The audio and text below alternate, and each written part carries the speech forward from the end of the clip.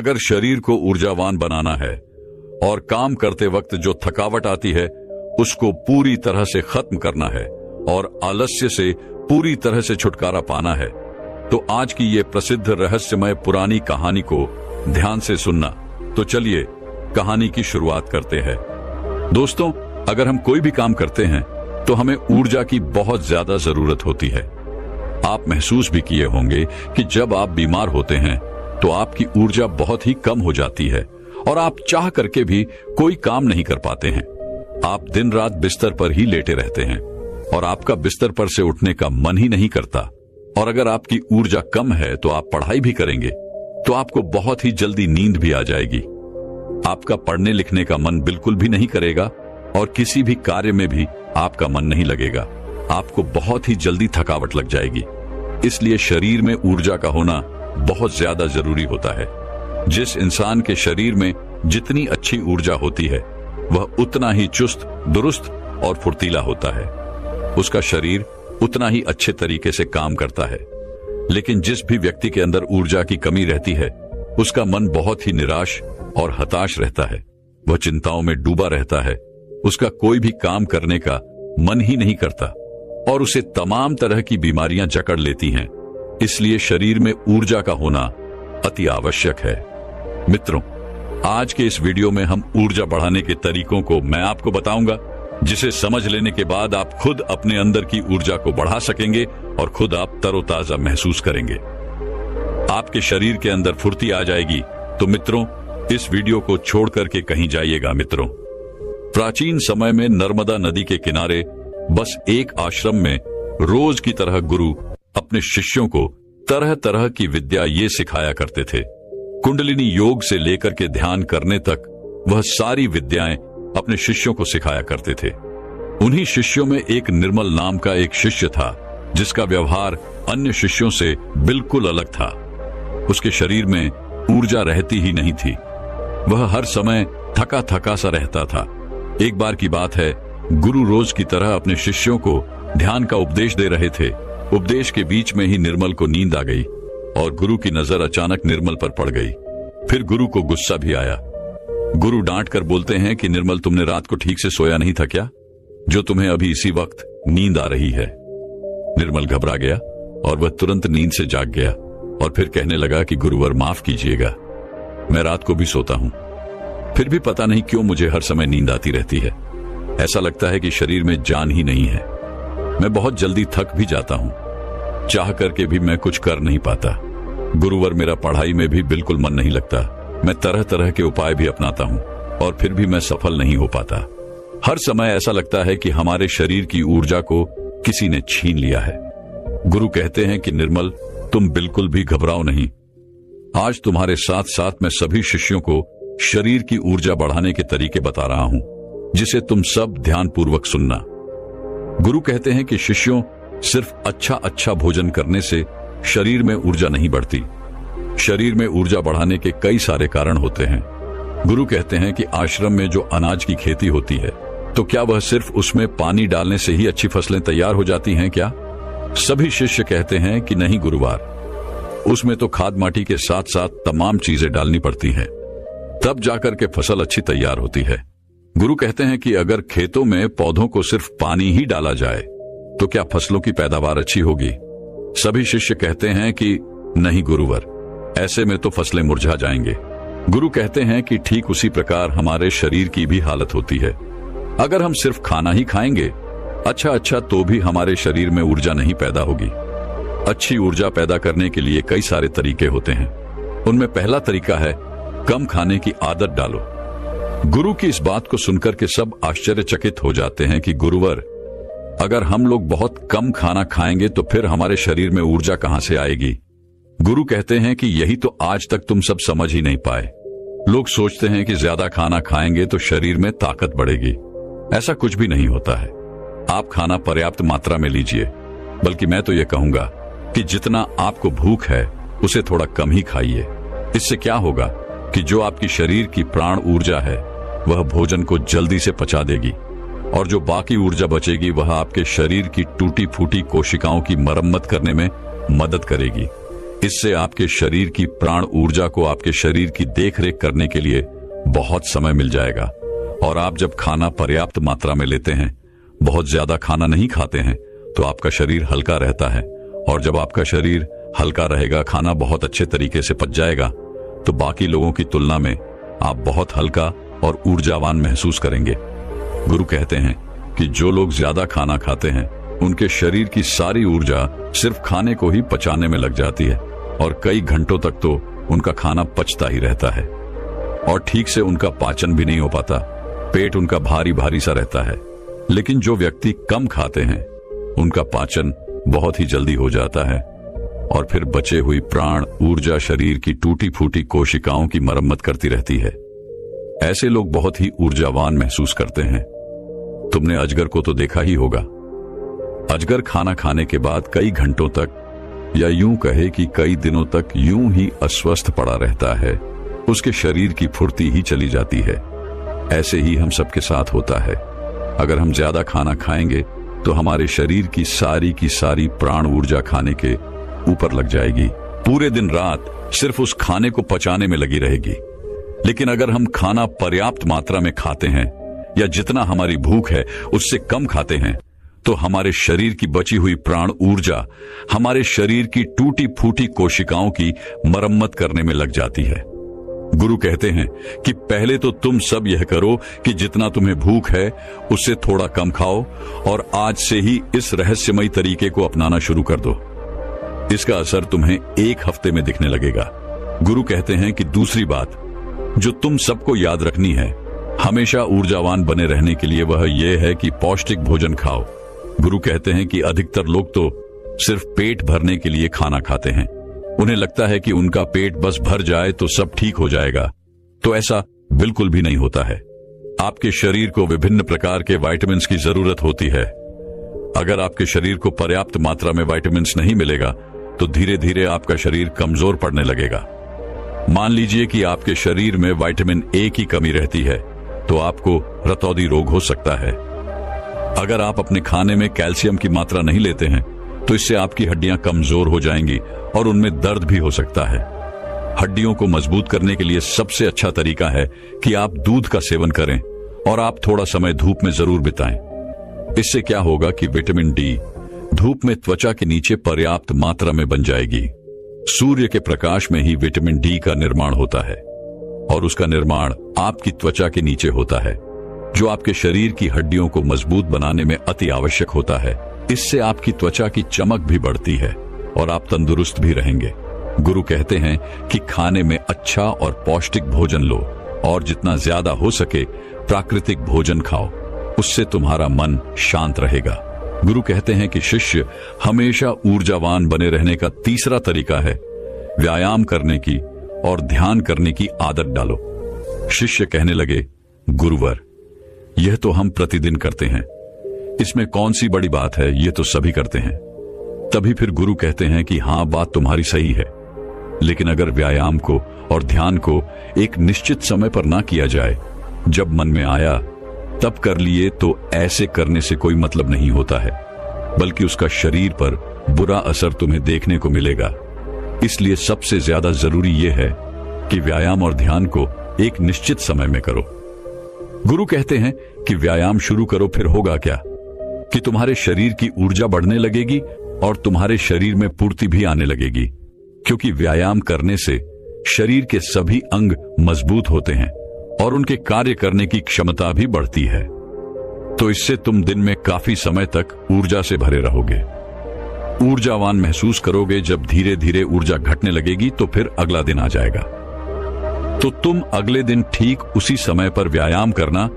तुम्हारा शरीर ऊर्जा से भरा रहेगा, लेकिन सबसे ज्यादा जरूरी यह है कि व्यायाम और ध्यान को एक निश्चित समय पर करना, तभी इसका प्रभाव तुम्हें देखने को मिलेगा। और प्रतिदिन तुम सुबह और रात को जब सोने जाओ तो ध्यान में लीन हो जाओ। ध्यान की क्रिया अच्छे तरीके से चलेगी। ध्यान में बहुत ताकत होती है। तुम सुबह ध्यान की गहराइयों में जरूर जाना। गुरु कहते हैं कि शिष्यों, चौथा उपाय है अपने शरीर की ऊर्जा बढ़ाने का। वह यह है कि तुम्हें चिंता को अपने वश में करना होगा। गुरु कहते हैं कि शिष्यों, अभी तुम सब बच्चे हो, अभी तुम सबको उतनी फिक्र नहीं है, लेकिन जब तुम धीरे धीरे बड़े होने लगोगे तो तुम्हारे ऊपर भी जिम्मेदारियों का बोझ आएगा, तो तुम्हारे ऊपर तमाम कामों का बोझ रहेगा। मैं ये नहीं कह रहा हूं कि तुम चिंता से हमेशा के लिए मुक्त हो सकते हो, लेकिन हां, अगर तुम समझकर चलो कि चिंता को कैसे रोका जाए, उसे कैसे अपने से दूर रखना है, उसे खुद पर हावी नहीं होने देना है, तो तुम बहुत ही समझदार व्यक्ति कहलाओगे। क्योंकि चिंता ही एक ऐसी बीमारी है जो तुम्हारे शरीर को हर वक्त जलाती रहती है। जो व्यक्ति जितना गहराई से और जितना अंदर से चिंता करता है, वह बहुत ही ज्यादा परेशान रहता है। उसके शरीर की ऊर्जा को चिंता खुद छीन लेती है, और जिसके जीवन में चिंता ज्यादा है वह मानसिक रूप से भी बीमार रहता है। इसलिए तुम सबको चिंता पर काबू पाना होगा। चिंता करने से ना तो हमारा भविष्य बदलता है और ना ही हमारा भूतकाल। चिंता सिर्फ और सिर्फ हमारे शरीर को हमसे छीन ले जाती है, हमारे सुख चैन को हमसे छीन ले जाती है। इसलिए जिस चीज को लेकर तुम्हें चिंता हो रही है, एक बार गौर से ध्यान में बैठकर कि उसे देखने की कोशिश करो कि क्या वाकई में वह बात चिंता करने लायक है कि या नहीं। तब तुम पाओगे कि तुम सतर्क से 80% तो चिंता बेफजूल की बातों को लेकर के सोच रहे हो, जिनका कि वास्तव में कोई मतलब नहीं है। जिस भी बात को तुम जितना ज्यादा पकड़ कर रखोगे, वह बात तुम्हें बहुत ही ज्यादा सताएगी। इसलिए जो हो रहा है उसे होने दो, क्योंकि अगर तुम्हारा शरीर स्वस्थ रहेगा, तुम ऊर्जावान बने रहोगे, तो तुम चिंता से भी निपट लोगे। इसीलिए शिष्यों, अगर तुम्हें ऊर्जावान बने रहना है तो चिंता को अपने काबू में करना होगा, और इसके लिए आप प्रतिदिन ध्यान और व्यायाम की क्रिया जरूर शुरू करो। गुरु कहते हैं कि हमेशा ऊर्जावान बने रहने का 5वां नियम है, समय की गति के अनुसार चलो। शिष्य कहते हैं कि गुरुवर, यह बात कुछ ज्यादा समझ में नहीं आ रही है कि समय की गति के अनुसार क्या होता है।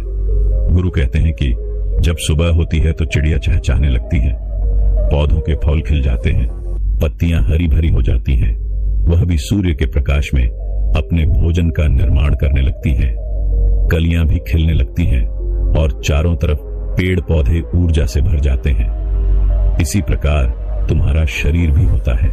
अगर सूर्य निकलने से पहले तुम नहीं उठते हो बिस्तर से, तो तुम्हारे शरीर की ऊर्जा कम होने लगती है। प्रकृति के साथ खुद को तालमेल बनाकर चलो। जब सूर्य उगता है, उससे पहले तुम सब अपने बिस्तर से उठ जाओ, और जब सूर्य अस्त होने लगता है तो उस समय भी तुम सब सोने चले जाओ। अगर तुम सब सही काम को सही समय पर करते हो, तो तुम्हारा शरीर हमेशा ऊर्जावान बना रहेगा। जो व्यक्ति आलसी होता है, सूर्य निकलने के बाद उठता है और रात भर जागता रहता है, दिन में सोता रहता है, तो उसके शरीर की ऊर्जा क्षीण होने लगती है। क्योंकि अगर तुम प्रकृति के साथ खुद का तालमेल बैठाकर नहीं चलोगे, तो तुम्हारे शरीर की ऊर्जा कम होने लगेगी। इसलिए अपने सभी कार्यों को समय के अनुसार करो। जब तुम समय के अनुसार कार्य को करोगे, तो तुम्हारा शरीर भी स्वस्थ रहेगा और तुम्हें कार्य करने की चिंता भी नहीं रहेगी, क्योंकि तुमने अपने कार्य को सही समय पर कर लिया। कुछ लोगों को नींद रात में इसलिए नहीं आती है क्योंकि एक तो चिंता उन्हें बहुत सताती रहती है, और दूसरी बात यह है कि वह समय के अनुसार चलते भी नहीं। इसलिए अगर तुम्हें लंबी जिंदगी जीनी है, तो अपने कार्यों को समय के अनुसार करो। गुरु कहते हैं कि हमेशा ऊर्जावान बने रहने का 6वां नियम है, खुद पर ध्यान दो। गुरु कहते हैं कि यह बहुत ही शक्तिशाली नियम है। खुद पर ध्यान देने का मतलब यह है कि तुम सब खुद से खुद को प्यार करो, खुद के लिए अच्छा सोचो। कई बार होता है कि कुछ लोग दूसरों की जिंदगी से बहुत ही ज्यादा निराश रहते हैं। अगर कोई दूसरा विकास कर रहा है तो उससे बहुत ही ज्यादा परेशान रहते हैं। उसे उनके अंदर जलन की भावना उत्पन्न होने लगती है, तो धीरे धीरे उसका शरीर ऊर्जा से क्षीण होने लगता है। इसीलिए दूसरों पर ध्यान देने की बजाय खुद पर ध्यान दो, खुद को बेहतर बनाने में लग जाओ। जब तुम पूरी ऊर्जा के साथ खुद को बेहतर बनाने में लगोगे, तो तुम्हारे कार्य जरूर सफल होंगे। वह व्यक्ति अपने जीवन में कभी भी सफल नहीं हो पाता जो हर समय दूसरों के बारे में सोचता रहता है, दूसरों की बुराई के बारे में सोचता रहता है, दूसरों से जलन की भावना रखता है। उस व्यक्ति की ऊर्जा कभी भी अच्छी नहीं रहती। लेकिन वहीं पर जो व्यक्ति अपने बारे में अच्छा सोचता है और दूसरों के भी बारे में अच्छा सोचता है, तो उसकी ऊर्जा हमेशा बनी रहती है। इसलिए अपनी ऊर्जा को अगर बढ़ाना है, तो खुद के बारे में अच्छा सोचो। और खुद से बहुत प्यार करो। जब कोई इंसान किसी दूसरे व्यक्ति से जलता रहता है तो उसके हार्मोन्स नकारात्मक होने लगते हैं और अच्छे हार्मोन्स कभी भी उसके शरीर से स्रावित ही नहीं हो पाते, जिससे उसकी ऊर्जा कम होने लगती है। लेकिन वहीं पर जो व्यक्ति अच्छा सोचता है, पॉजिटिव रहता है, तो उसके शरीर के सभी हार्मोन्स सकारात्मक स्तर कैसे निकलते रहते हैं, जिससे उसके शरीर में ऊर्जा बनी रहती है। गुरु कहते हैं कि हमेशा ऊर्जावान बने रहने का 7वां नियम है सकारात्मक रहें। कैसी भी सिचुएशन तुम्हारी जिंदगी में आ जाए, तुम्हें हमेशा सकारात्मक बने रहना होगा। जो व्यक्ति जितना ज्यादा सकारात्मक होता है, उसकी सोच उतनी ही ज्यादा सकारात्मक होती है। वह उतना ही अच्छे तरीके से परेशानियों से निपट सकता है। लेकिन जिसके दिमाग में हमेशा नकारात्मक बातें ही भरी रहती हैं, वह नकारात्मक बातें ही सोचता रहता है, तो उसकी ऊर्जा लगातार नीचे की तरफ बहती रहती है, जिससे उसके शरीर की ऊर्जा धीरे धीरे क्षीण होने लगती है। लेकिन जिस भी व्यक्ति के अंदर सकारात्मक भावनाएं पैदा होती हैं, सकारात्मक बातें वह सोचता है, तो उसके अंदर की ऊर्जा ऊपर की तरफ बहती है। और जब ऊर्जा ऊपर की तरफ बहती है तो वह किसी भी कार्य पर, किसी भी तत्व पर बहुत ही अच्छे तरीके से सोच पाता है। और जब वह किसी कार्य को करता है तो उसमें वह सफल जरूर होता है। इसीलिए शिष्यों हमेशा सकारात्मक बने रहना बहुत ज्यादा जरूरी होता है। जरूरी नहीं कि हर पल आप सकारात्मक ही रहे, लेकिन अगर आपकी सोच सकारात्मक है तो आप तमाम तरह की मुश्किलों से पार जा सकते हैं, मुश्किलों को अपनी जिंदगी से हरा सकते हैं। इसीलिए सकारात्मक सोच के साथ आगे बढ़ने का प्रयास जरूर करो। गुरु कहते हैं कि शिष्यों, ये 7 नियम अगर तुम सब अपना लेते हो तो तुम्हारे शरीर की ऊर्जा कभी भी कम नहीं होगी। हमेशा तुम ऊर्जावान बने रहोगे और निर्मल। तुम तो मेरी ये 7 बातें आज से ही अपनाना शुरू करो, और अभी से, ताकि तुम्हारे शरीर की ऊर्जा ऊपर की तरफ बहे और तुम सकारात्मक सोच सको। हर पल तुम्हें नींद नहीं आएगी और तुम्हारा शरीर ऊर्जा से भरा रहेगा। गुरु ये 7 नियम बता करके शांत हो जाते हैं। तभी सभी शिष्य खड़े होते हैं और गुरु को प्रणाम करते हैं और उनका धन्यवाद अदा करते हैं, और सब लोग अपने अपने कार्यों पर वापस लग जाते हैं। तो दोस्तों, अब अगली आलस को दूर करने के ऊपर एक प्रसिद्ध आर्ष्य मुनि की कहानी की शुरुआत करते हैं। एक बार एक आलसी व्यक्ति एक आर्ष्य के पास जाता है और कहता है, मुनिवर, मैं आलस्य से बहुत परेशान हूँ। यह आलस्य नाम की बीमारी मुझ पर दिनों दिन हावी होती जा रही है, लेकिन मैं कुछ भी नहीं कर पा रहा हूँ। कृपया कर मुझे कोई ऐसा तरीका बताएं जिससे मैं अपने आलस्य को त्याग कर एक कर्मठ और सुखी जीवन जी सकूं। आर्ष्य ने कहा, आलस्य उसी व्यक्ति के जीवन में होता है जिसके जीवन में कोई बड़ा लक्ष्य नहीं होता, जो जीवन को जीना नहीं सिर्फ काटना चाहते हैं। व्यक्ति ने कहा, हाँ मुनिवर, मेरे जीवन का कोई बड़ा लक्ष्य नहीं है, मैं तो बस जिए चला जा रहा हूं। जीवन की परिस्थितियां मुझे जिस तरफ ले जाती हैं, मैं उसी तरफ चला जाता हूं। लेकिन मुनिवर, आप मुझे वह तरीका बताएं जिससे मैं अपने आलस्य से छुटकारा पा सकूं। आर्ष्य ने कहा, हमारे जीवन में आलस्य 3 मुख्य कारणों की वजह से आता है।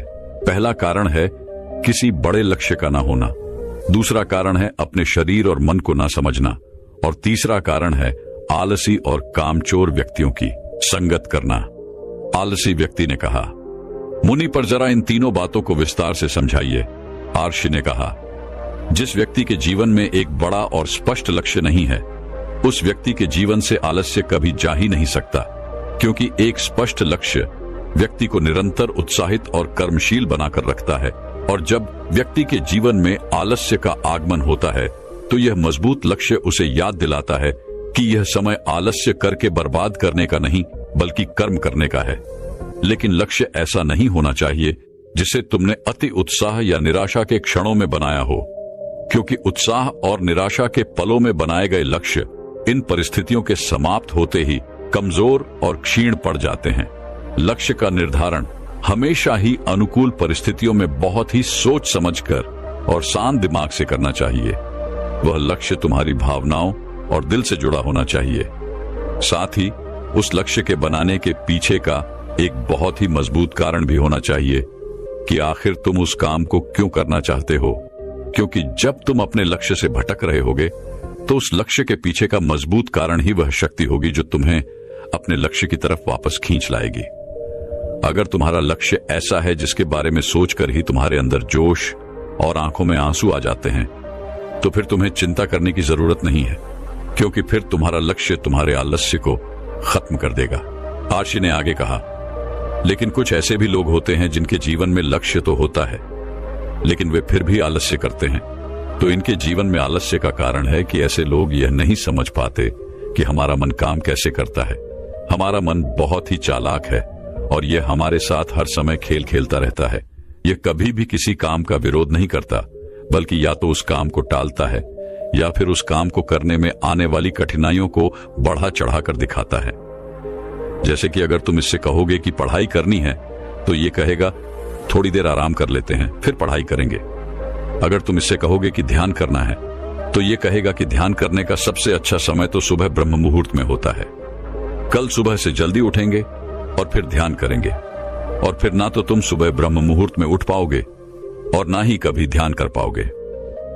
अगर तुम मन से कहोगे कि धन कमाना है, तो यह कहेगा कि क्या इतना ही आसान है धन कमाना? अगर इतना ही आसान होता तो आज सभी लोग अमीर होते। व्यक्ति ने कहा, मुनिवर, तो फिर इस मन की चाल का समाधान क्या है? आर्षि ने कहा, इस मन के साथ भी वही करो जो यह तुम्हारे साथ करता है। जब तुम्हारा मन कहे कि थोड़ी देर आराम कर लेते हैं फिर काम करेंगे, तो तुम तुरंत इससे कहो कि थोड़ी देर क्यों, बहुत देर तक आराम करेंगे, लेकिन पहले ये काम खत्म कर लेते हैं। जब मन कहे कि आज स्वादिष्ट भोजन कर लेते हैं, कल से व्यायाम करेंगे, तो तुरंत इससे कहो कि स्वादिष्ट क्यों, बहुत स्वादिष्ट भोजन करेंगे, लेकिन काम हम आज से ही शुरू करेंगे। कुल मिलाकर तुम्हें अपने मन को मूर्ख बनाना है, जैसे ये तुम्हें बनाता है। व्यक्ति ने पूछा, लेकिन मुझे अपने मन को मूर्ख कब तक बनाना पड़ेगा? आर्षि ने कहा, जब तक तुम अपने जीवन से आलस्य को दूर रखना चाहते हो। आर्षि ने आगे कहा, या तो तुम अपने मन को मूर्ख बनाओ, नहीं तो यह मन तो तुम्हें मूर्ख बना ही रहा है। व्यक्ति ने कहा, मुनिवर, कभी कभी मैं यह निश्चय करता हूं कि कल से इस काम को जरूर करूंगा और अपना समय बर्बाद नहीं करूंगा, लेकिन अगले दिन आते ही मैं फिर से काम को टालना शुरू कर देता हूं। सुबह सोचता हूं कि अभी तो पूरा दिन पड़ा है, दोपहर में काम कर लूंगा। दोपहर होती है तो सोचता हूं कि शाम को कर लूंगा, और फिर शाम से रात हो जाती है, लेकिन मैं अपना काम शुरू भी नहीं कर पाता हूं और फिर पछताता रहता हूं। समय बर्बाद करने के लिए खुद को कोसता रहता हूं, और फिर अगले दिन भी मेरे साथ यही होता है, उसके अगले दिन भी मेरे साथ यही होता है, और यह चक्र लगातार चलता आ रहा है। मैं अपने समय को सही तरीके से व्यवस्थित नहीं कर पा रहा हूं। आर्षि ने कहा, बात समय को व्यवस्थित करने की नहीं है, बात तो मन को व्यवस्थित करने की है। जब तक तुम्हारा मन व्यवस्थित नहीं होगा, तब तक तुम समय को व्यवस्थित कर भी नहीं सकते। अगर तुम्हें अपने समय को नियंत्रित करना है, तो तुम्हारा अपने मन पर नियंत्रण होना बेहद आवश्यक है, और यह संभव है ध्यान से, अपने विचारों के प्रति जागरूक होने से। दोस्तों, आर्षि ने उस आलसी व्यक्ति से ठीक ही कहा है कि हम अपने मन को व्यवस्थित किए बिना अपने समय को व्यवस्थित नहीं कर सकते। व्यक्ति ने कहा, मुनिवर, लेकिन कभी कभी ऐसा भी होता है कि किसी काम को करने का मन भी होता है, वह काम जरूरी भी होता है, लेकिन तब हमारा शरीर आलस्य करता है। हमारे शरीर में इतनी ऊर्जा नहीं होती कि हम उस काम को कर सके। यदि हम उस काम को शुरू भी कर देते हैं, तो बहुत ही जल्द हमारा शरीर थक जाता है। फिर या तो हम उस काम को आगे के लिए टाल देते हैं, या फिर अगर उस काम को करते भी हैं, तो वह काम ठीक से नहीं हो पाता। आर्षि ने कहा, तुम अपने मन को तो मूर्ख बना सकते हो, लेकिन अपने शरीर को कैसे मूर्ख बनाओगे? शरीर चलता है ऊर्जा से, और ऊर्जा मिलती है भोजन से। लेकिन अगर तुम ऐसा भोजन करोगे जिसमें खुद कोई ऊर्जा नहीं है, कोई जीवन नहीं है, तो तुम्हारे शरीर को ऊर्जा कैसे मिलेगी? तुम्हारा शरीर पूरे दिन आलस्य से घिरा रहेगा। ऊर्जा रहित भोजन से मेरा आशय ऐसे भोजन से है जो हम सिर्फ स्वाद के लिए खाते हैं, जिसे ग्रहण करने से हमारे शरीर का संपूर्ण विकास नहीं होता। इसीलिए तुम ऐसा भोजन ग्रहण करो जो तुम्हारे शरीर में ऊर्जा भरे, ना कि आलस। व्यक्ति ने कहा, मुनिवर, मैं यह तो समझ गया कि कैसा भोजन आलस्य पैदा करता है, लेकिन अब आप मुझे आलस्य के तीसरे कारण के बारे में बताइए कि बुरी संगत कैसे हमें आलसी बना सकती है। आर्षि ने कहा, किसी भी इंसान के जीवन में इस बात का सबसे ज्यादा फर्क पड़ता है कि वो कैसे लोगों के साथ अपना समय व्यतीत करता है, क्योंकि कोई भी इंसान अपने आसपास के माहौल और लोगों से सबसे ज्यादा प्रभावित होता है। इसीलिए तुम्हें इस बात का ध्यान रखना बहुत जरूरी है कि कहीं तुम्हारे मित्र आलसी स्वभाव के तो नहीं है, कहीं वो काम को टालने की आदत से ग्रसित तो नहीं है, क्योंकि अगर ऐसा है तो आज नहीं तो कल तुम भी आलसी बन ही जाओगे, तुम भी काम को टालना सीख ही जाओगे, क्योंकि बुरी आदतें अच्छी आदतों की तुलना में ज्यादा आसानी से लोगों को अपनी ओर आकर्षित करती हैं और फिर लोग इन बुरी आदतों के गुलाम बन जाते हैं। इसीलिए तुम्हें अपने आसपास के लोगों के आलसी स्वभाव के प्रति भी जागरूक रहना पड़ेगा और ऐसे लोगों का साथ छोड़ना पड़ेगा जो स्वभाव से आलसी हैं। अगर आलसी लोगों की संगत करोगे तो आलसी ही बनोगे, ऊर्जावान लोगों की संगत करोगे तो ऊर्जावान बनोगे, और ये निर्णय पूरी तरह से तुम्हारे हाथों में है। इसीलिए कर्मठ और ऊर्जावान लोगों के साथ रहो, और अगर तुम्हारे आसपास ऐसे लोग नहीं हैं तो अकेले रहने की आदत डाल लो। व्यक्ति ने कहा, गुरुवर, लेकिन मैं शुरुआत कहां से करूं? आर्ष ने कहा, शुरुआत करो एक स्पष्ट और मजबूत लक्ष्य को बनाने के साथ, जिसके बनाने के पीछे का एक मजबूत कारण भी होना चाहिए। उसके बाद अपने मन को खुद को मूर्ख मत बनाने दो, बल्कि इसे मूर्ख बनाते रहो, क्योंकि जैसे ही तुम इसे मूर्ख बनाना बंद करोगे, ये तुम्हें मूर्ख बनाना शुरू कर देगा। उसके बाद अपने शरीर का ख्याल रखो कि तुम कैसा भोजन करते हो। ज्यादा से ज्यादा हल्का भोजन करने की कोशिश करो, क्योंकि भोजन को पचाने में ही हमारा शरीर बहुत सी ऊर्जा नष्ट कर देता है, जिससे बाकी कामों को करने के लिए कम ऊर्जा बचती है और फिर हम आलस्य और कमजोरी महसूस करते हैं। आसानी से पचने वाले और ऊर्जा से भरपूर पदार्थ ही अपने भोजन में शामिल करो। उसके बाद अपने सोने और उठने का समय निश्चित करो, इससे तुम ज्यादा अनुशासित रह पाओगे। अपने दिनचर्या में रोज व्यायाम और ध्यान का समय भी निश्चित करो, साथ ही किसी भी काम को खत्म करने का एक समय निश्चित कर दो। इससे तुम्हारा दिमाग उसी समय तक काम को पूरा करने के लिए खुद को प्रेरित करेगा, जिससे तुम किसी भी काम को समय पर खत्म कर पाओगे। इसके बाद सबसे महत्वपूर्ण बात कि आलसी और कामचोर लोगों की संगत करना छोड़ दो और खुद के साथ समय बिताना शुरू करो। अगर तुमने इन सारी चीजों का पालन किया तो आलस्य तुम्हारे जीवन से पूरी तरह से गायब हो जाएगा। ये सारी बातें सुनने के बाद व्यक्ति ने कहा, मुनिवर, आलस्य से छुटकारा पाना तो बहुत ही आसान है। आरष्य ने कहा, यह आसान भी तुम्हारे मन को ही लग रहा है। यह मन कब तुम्हारे साथ कैसे चाल चलेगा, इसके लिए तुम्हें जागरूक रहना पड़ेगा, और जागरूकता आती है जागरूक लोगों के साथ रहने से, अकेले रहने से, या फिर ध्यान करने से। व्यक्ति ने कहा, मुझे अपने आलस्य को भगाने का काम अभी और इसी क्षण से शुरू कर देना चाहिए। आर्षि ने कहा, हाँ, बिल्कुल सही कहा तुमने। सही समय का इंतजार भी मन की ही चाल है।